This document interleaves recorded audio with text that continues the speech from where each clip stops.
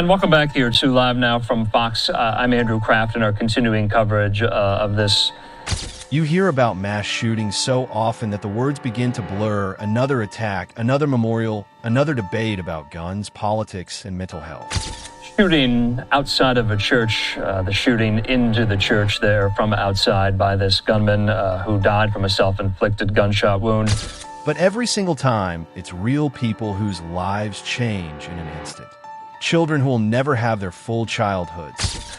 Injuring at least 19 people, killing 2 children, injuring with gunshot wounds another 14 children and 3 adults. Thankfully, those 14 children who are injured. Families whose worlds fracture, communities forced to reckon with grief and fear. This is the account of one of those days. A morning that began with a school mass in Minneapolis and ended with bullets through stained glass. 2 children dead, many more wounded, and an entire city asking why. This is the story of Robin Westman, the manifesto that investigators say was coded and deliberate, and the long work of understanding what happened and how a community can respond. What happened that morning, it was the first week of the school year.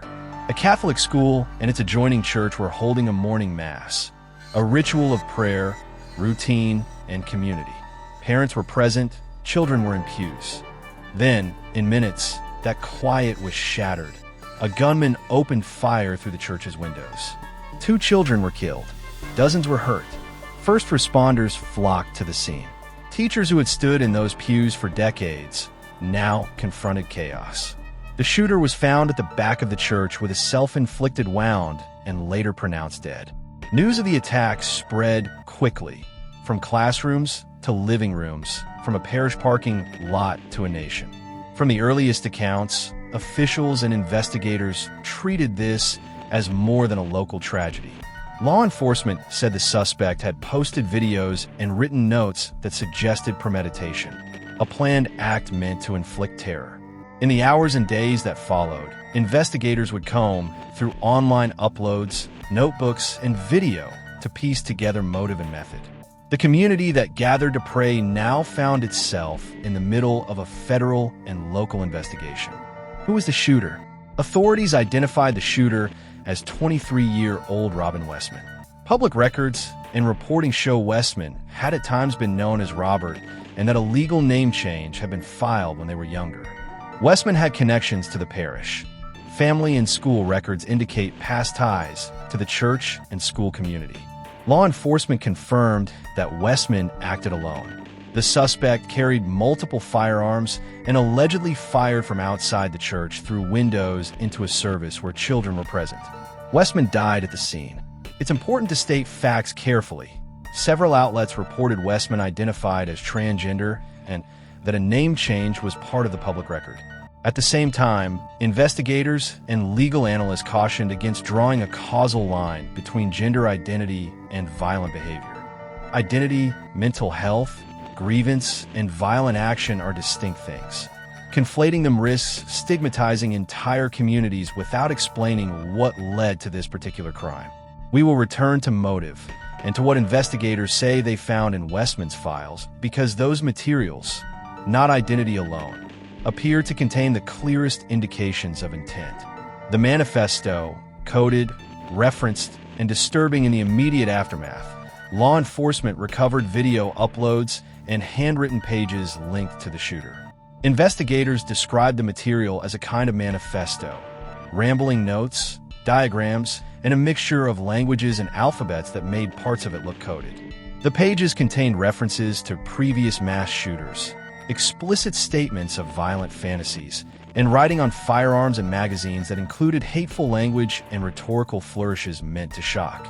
Some of the writing used non-Latin characters, a blend of Cyrillic letters and English, that analysts say could serve both as obfuscation and as a way to link to online extremist subcultures. Crucially, investigators found that elements of the material weren't merely boastful or theatrical. In several videos, the shooter panned across weapons with words painted or etched onto them, displayed notebooks with months of notes, and spoke about admiration for earlier attackers. Authorities said those earlier attackers were explicitly named in the pages, a pattern seen in many copycat-style attacks. where attention and notoriety are actively sought. Given that pattern, those investigating this event labeled the manifesto as a window into the attacker's ideology and planning rather than as a private diary of grief. I will not read or transcribe the manifesto here. That would risk repeating hateful slurs or amplifying violent instruction. Instead, it's essential to summarize what investigators told reporters. The writings contained admiration for past mass shooters, a mixture of ideological hostility toward numerous groups, and indications the attacker sought notoriety through violence. That combination, grievance, admiration for violence, and deliberate planning, is the most important finding so far. Motive, what the evidence suggests, and what it doesn't. Investigators say they are still determining motive, but the material they recovered gives some clues. The manifesto, the videos, and the inscriptions on firearms show a clear pattern of obsession with earlier mass killers and a stated desire for notoriety. In addition, there are suggestions in the writings of personal anguish, depression, and resentment, emotional states that often appear in post-incident writings but do not excuse violence. Law enforcement has suggested the attacker's hatred did not single out one group cleanly. Rather, the manifesto reportedly contained hostility toward many targets and an embrace of the notoriety of mass violence itself. That eclectic animus is one reason federal authorities have opened broader investigations, including inquiries under domestic terrorism and hate crime statutes. At the same time, officials emphasize caution. Social and political debates are tempting immediately after an attack, and there's a risk of simplifying motive into a single headline. The presence of trans identity in Westman's public records should not be used as shorthand for motive. Investigators point to the manifesto, the planning evident in the videos and weapons, and the explicit references to mass killers as the primary evidentiary base for understanding why this person acted when and how they did. Those are the materials prosecutors and federal agents will use if this case moves into criminal or civil review phases. The scene and the response eyewitness accounts paint a picture of chaos and heroism. Parishioners, parents, and staff described frantic moments. People pulling children from pews, teachers shielding students, and strangers performing first aid until paramedics arrived. Some accounts say the shooter fired through stained glass windows. Others describe the terror of a building designed for reflection suddenly transformed into a crime scene. Hospitals receive the injured. A community that gathers weekly for Mass found itself in vigil and in trauma counseling.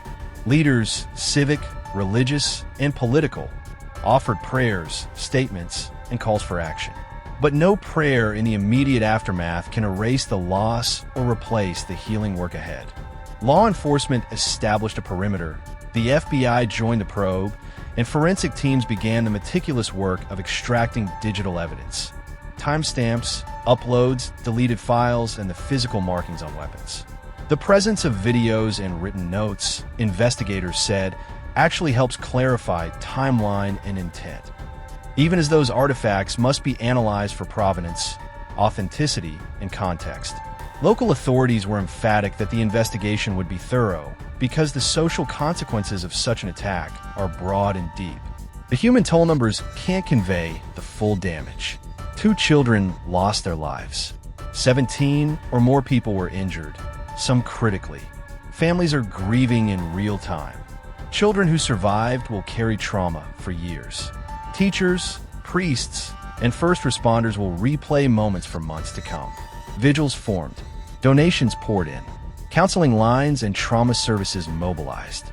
In these hours and days, practical needs, medical care, legal follow-up, and psychological support are as urgent as the search for answers. Communities attempt to stitch a torn social fabric back together, knowing that anniversaries, court dates, and public debates will reopen wounds. If you share one takeaway from this report, let it be this. Tragedies like this are not inevitability. They are failures of systems, relationships, and institutions that could, with effort and focus, be made safe. Healing is long.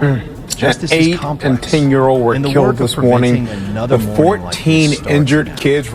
With sober facts, responsible reporting, and the slow, steady work of rebuilding trust and safety for children, families, and congregations everywhere.